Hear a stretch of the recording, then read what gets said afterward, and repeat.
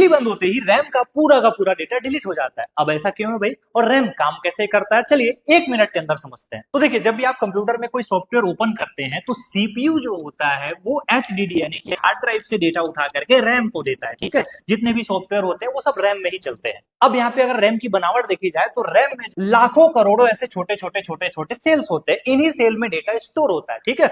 अब इन सारे सेल में जो है छोटे छोटे कैपेसिटर और ट्रांजिस्टर लगाए जाते हैं। ये वही ट्रांजिस्टर और कैपेसिटर है जो आप 10वीं 11वीं 12वीं के फिजिक्स में पढ़े होंगे, संधारित्र पढ़ा होगा, है ना। अब यहाँ पे एक चीज और याद रखना है आपको कि देखो, कंप्यूटर जो होता है ना वो बाइनरी लैंग्वेज समझता है, यानी कि 0 और 1। तो कंप्यूटर में सारा डेटा जो है किसमें स्टोर होता है, 0 और 1 में होता है। अब यहाँ पे जो ट्रांजिस्टर होता है ना, ये स्विच के जैसे काम करता है, जैसे बोर्ड का स्विच होता है वैसे स्विच के जैसे काम करता है। और कैपेसिटर जो है ये चार्ज को स्टोर करने का काम करता है, ठीक है। अब ऐसे ही बहुत सारे कैपेसिटर लगे हुए हैं, ठीक है। तो जिस सेल का कैपेसिटर चार्ज है उसकी वैल्यू 1 मानी जाती है, जो डिस्चार्ज है उसकी वैल्यू 0 मानी जाती है। फिर मान लो ये चार्ज है तो फिर इसको 1 मान लिए, फिर ये भी चार्ज है तो 1 मान लिए, ये डिस्चार्ज है तो 0 मान लिए। ऐसे करके जो है हीट में डेटा स्टोर होता है। तो रैम में जो है फोटो वीडियो और गाना नहीं, लाखों करोड़ों बाइनरी यानी कि 0 और 1 स्टोर होता है। अब देखिए, यहाँ पे जो कैपेसिटर होते हैं ना, इनकी लिमिटेशंस होती है, ज्यादा देर तक पावर को स्टोर करके नहीं रख सकते। इनमें चार्ज को स्टोर करके रखने के लिए इनको लगातार बिजली चाहिए, ठीक है। अब होता क्या, जैसे लाइट बंद हुई तो बिजली जानी बंद हो गई। अब बिजली जाना बंद हुआ तो ये कैपेसिटर जो होते हैं वो डिस्चार्ज हो जाते हैं, अपने चार्ज को रिलीज कर देते हैं। इसमें जो है डेटा चार्ज के रूप में कैपेसिटर में स्टोर होते हैं, इसीलिए जो परमानेंट सेव नहीं हो पाते।